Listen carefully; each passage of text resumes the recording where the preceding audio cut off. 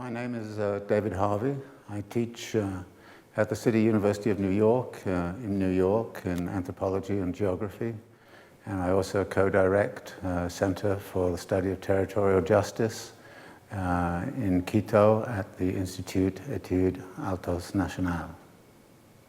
And I'm here in Bogota to give some lectures on my main topics of interest.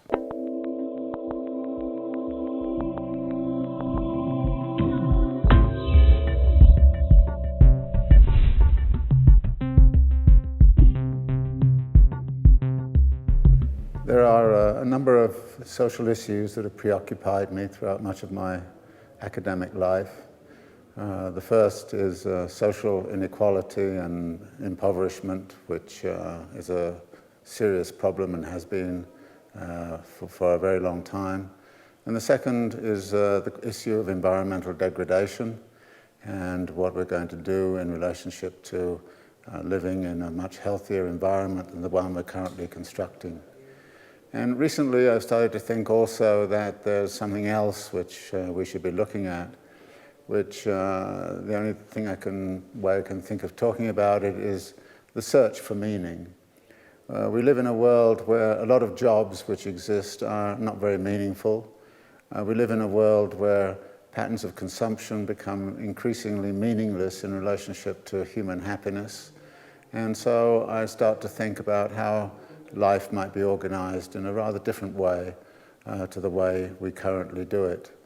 And in this respect, I'm particularly interested in the history of urbanization and the way in which urban development over the last 40 or 50 years has really transformed the way in which we consume, the way in which we produce, the way in which we think, and it's transformed it also in terms of actually making up organizing, if you like, a lot of our time. It's one of the big contradictions to me is that in the capitalist society we invent more and more innovations which are about saving time, and yet we seem to have less and less time free to do what it is we would like.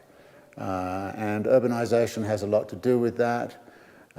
Most people these days spend 2 or 3 hours in transportation in the city, which could be much better utilized as free time to do something creative and interesting elsewhere. And it's one of the paradoxes of a so-called civilized society like our own, that we have less and less time to think, less and less time to do what we want, and compared to, say, indigenous societies where, in fact, they have a lot of free time.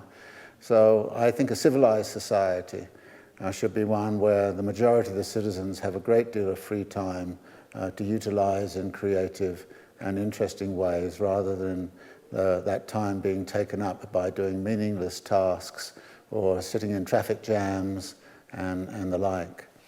So I've been very interested in my own work to ask certain questions as to why urbanization is taking the particular form that it's taking.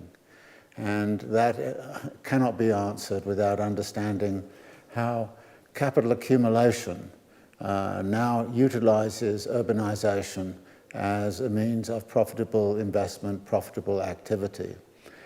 We see the affluent classes actually storing a lot of their wealth in real estate.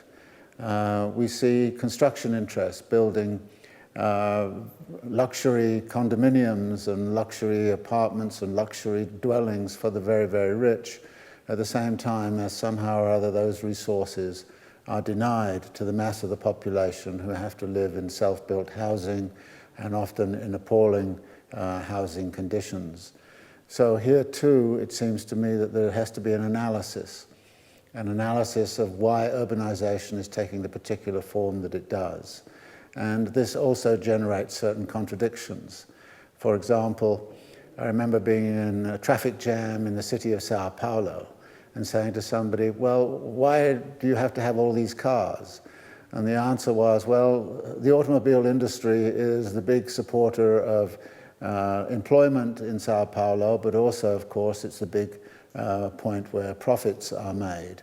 So profit is made in making automobiles which then jam up the city, and then we sit in traffic jams all day long. So this is the kind of paradox that it seems to me we should be looking at and thinking about and trying to analyze to say, why does this come about in the way it does? And for me, over time, as I get older, I think to myself, we should be really looking very closely at this dynamic of capital accumulation and how capital accumulation through urbanization is actually affecting all of our lives at the same time as it, of course, is also affecting the environment. All of those cars in traffic jams are producing greenhouse gases, which is making the climate much warmer. All of those cars are producing air pollution at the local level, ozone concentrations at the local level, which become less and less healthy. So, in fact, what we're doing, it seems to me, is that in the name of further capital accumulation, we are actually creating more and more environmental problems, more and more degradation of the environment. And attached to that, of course, is at the same time capital accumulation is favoring just the very, very rich classes. We now know that there is, in effect, a global oligarchy, a small group of people, 1% or 0.1%, that controls most of the world's resources, that controls most of the world's wealth. And they are very unwilling to spread that wealth around, except in terms of sort of charitable, philanthropic enterprises, frequently enterprises which don't actually benefit those they're supposed to benefit, but actually benefit corporate capital. So here too, I think that we should start thinking about an alternative form of urbanization, one that is not driven by capital accumulation, one that is actually open to creating a citizenship in which free time of the population becomes a vital consideration for what is the well-being of the population, and one in which there's a great deal of concern for social equality, and so that everybody has the same life chances, everybody has the same possibilities. So this to me is part of what I would think of as a political project to change our urban form in such a way that we can all live a better life. And that, of course, means that we have to actually think about challenging the tremendous concentrations of wealth and power that now exist in the world, as well as the dynamic of capital accumulation that drives so much of what goes on around us, even as we really don't think about the forces behind it. One of the things that has been terribly important to me in my own work is not to stay inside of the university and treat it as a kind of closed environment from which I can understand the world. I've always wanted to work in a university, but work in such a way that I had strong links with what's going on in the world around me. And for that reason, I've always tried to find ways to work with community activists and to work with communities that are trying to organize themselves around the search for a better life. And one of the reasons I do that is because actually those communities frequently have very, very good ideas about what to do about environmental questions, what to do about housing, what to do about healthcare, what to do about education. And so by having close contact with populations, particularly the more marginalized and impoverished populations, I think we can start to imagine a political movement that will actually help change the configuration of urban life in such a way, as I've suggested, that is much more egalitarian and much more environmentally sensitive. So this to me is part of what I think I'd like to consider my mission, which is to try to break the barriers between an isolated academic world on the one hand and the social life in the community on the other hand. And the closer we get and the more integrated we get in our studies and in our theorizing and in our thinking, so it seems to me we will come to a better understanding of where the nature of the problems lie and what the form of solutions must be if we're going to actually construct that alternative urbanization, which is going to lessen social inequality, to abolish poverty, and to take much greater care of the environment than is currently the case.